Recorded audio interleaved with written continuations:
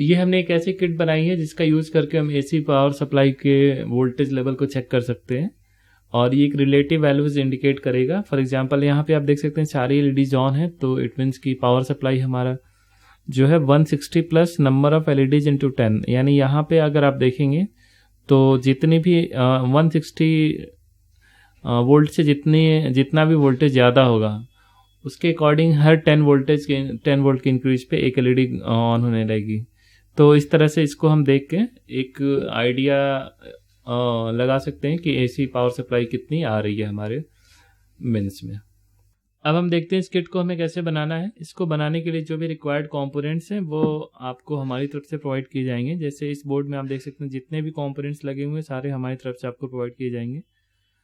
और इसके अलावा एक पीसीबी बोर्ड दी जाएगी जिस पे आपको सारे कंपोनेंट्स को माउंट करके उनकी असेंबली करनी है और उनकी सोल्डरिंग करनी है। इसके अलावा कुछ टूल्स की रिक्वायरमेंट हो सकती है आपको, जैसे एक मल्टीमीटर, एक सोल्डरिंग आयरन, सोल्डरिंग वायर, एक अलाइनर, एक कटर, ये सारी चीज़ें जो कि सोल्डरिंग के टाइम पे यूज़ होंगी वो सारे आपको रिक्वायर्ड होंगी। तो अगर ये सारे टूल्स हैं आपके पास तो आप इसको प्रोसीड कर सकते हैं बनाने के लिए।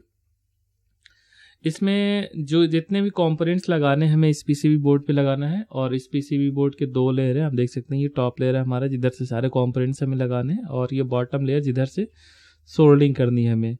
तो सबसे पहले एक पावर जैक हमें लगाना है। इस पीसीबी बोर्ड में आप देख सकते हैं यहाँ एक जैक लगा हुआ है जो इनपुट, जहाँ से हम इनपुट दे रहे हैं, और इनपुट देने के लिए हम एक ट्रांसफार्मर यूज़ किया हमने 12012 का ट्रांसफार्मर यूज़ करना है आपको। जो इनपुट की सप्लाई 220 वोल्ट आएगी उसको 12 वोल्ट में कन्वर्ट करेगा, वहाँ से फिर हमें इनपुट सप्लाई देनी है, और ये एसी ट्रांसफार्मर के थ्रू इनपुट देंगे तभी ये प्रॉपरली वर्क करेगा।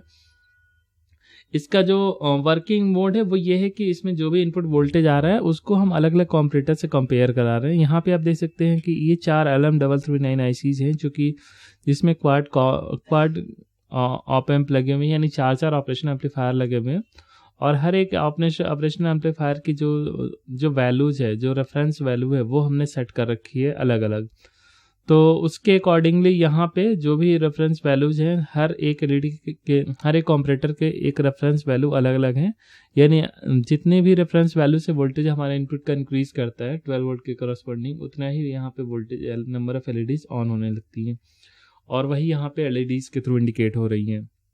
और रेफरेंस वोल्टेज सेट करने के लिए एक रेफरेंस वोल्टेज हमने इस जेनर डायोड के थ्रू सेट किया है, उसके बाद सारे रेफरेंस वोल्टेजेस को हमने रेजिस्टेंस के थ्रू चेंज किया हुआ है।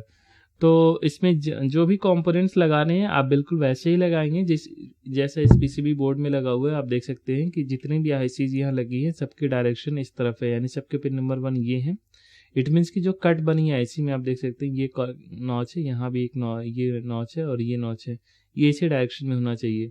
उसी तरह ये वोल्टेज रेगुलेटर का फेस इस तरफ होना चाहिए। इस तरह जितने भी कंपोनेंट्स लगाने हैं वो सारे आपको सही डायरेक्शन में लगाने हैं।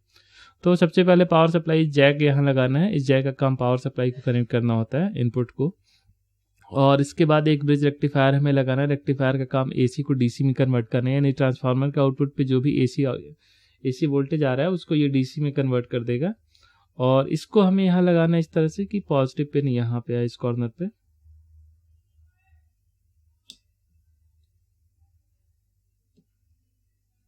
यहाँ पे आप देख सकते हैं ये कॉर्नर पे पॉजिटिव आ रहा है। इसके बाद एक ये हमने कैपेसिटर लगाया हुआ है। कैपेसिटर को आप देख सकते हैं इसका जो बड़ा वाला लेग इस तरफ होगा, छोटा वाला इधर आएगा।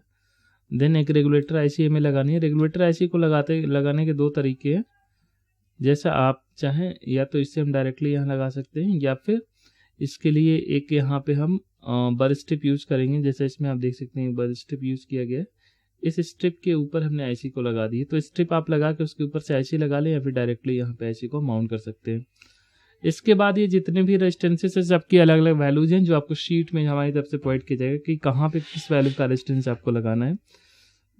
और एक जीना डायोड है, यहाँ पे आप देख सकते हैं जीना डायोड का जो नेगेटिव एंड है ये वो यहाँ पे है कैथोड, और ये एनोड है, तो इसको भी सही डायरेक्शन में हमें लगाना है। तो इसके अलावा रेजिस्टेंसेस की कोई डायरेक्शन नहीं है, आप चाहे जिस डायरेक्शन में लगा दें उससे कोई प्रॉब्लम नहीं है, वैल्यूज उसकी सही होनी चाहिए। और जो एलईडीज हैं सबके पॉजिटिव बाहर की तरफ होना चाहिए। यहाँ पे आप देख सकते हैं पॉजिटिव, अंदर नेगेटिव, और इसी तरीके से सारी एलईडीज को हम लगाते जाएंगे। तो सारे लगाने के बाद आप इनकी सोल्डरिंग कर लेंगे और मल्टीमीटर से एक बार हम इसको टेस्ट करेंगे कि इसकी पावर सप्लाई सही आ रही है कि नहीं आ रही है। तो टेस्ट करने के लिए आप मल्टीमीटर का यूज़ करेंगे। ये कॉमन पॉइंट होता है हमारा। मल्टीमीटर को आप 20 वोल्ट DC की रेंज में रखेंगे। यहाँ पे आप देख सकते हैं DC 20 वोल्ट है और यहाँ रेगुलेटर के आउटपुट हम चेक करेंगे 5 वोल्ट सप्लाई आनी चाहिए, यानी ये। और इसके अलावा IC जो है हमारा, IC में आप देखेंगे पिन नंबर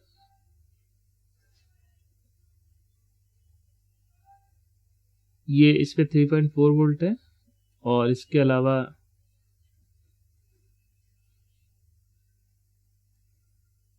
यहाँ पे 5 वोल्ट है।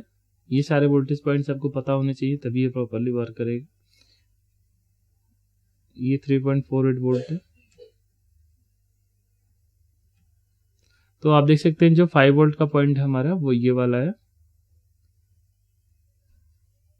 तो ये पॉइंट बिल्कुल सही होना चाहिए, यहाँ पे 5 वोल्ट आना चाहिए। सारी ICs में सेम होगा।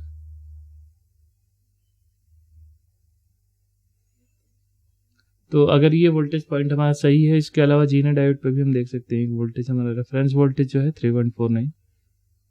तो ये अगर सही है तो हमारी सर्किट प्रॉपरली रन करेगी।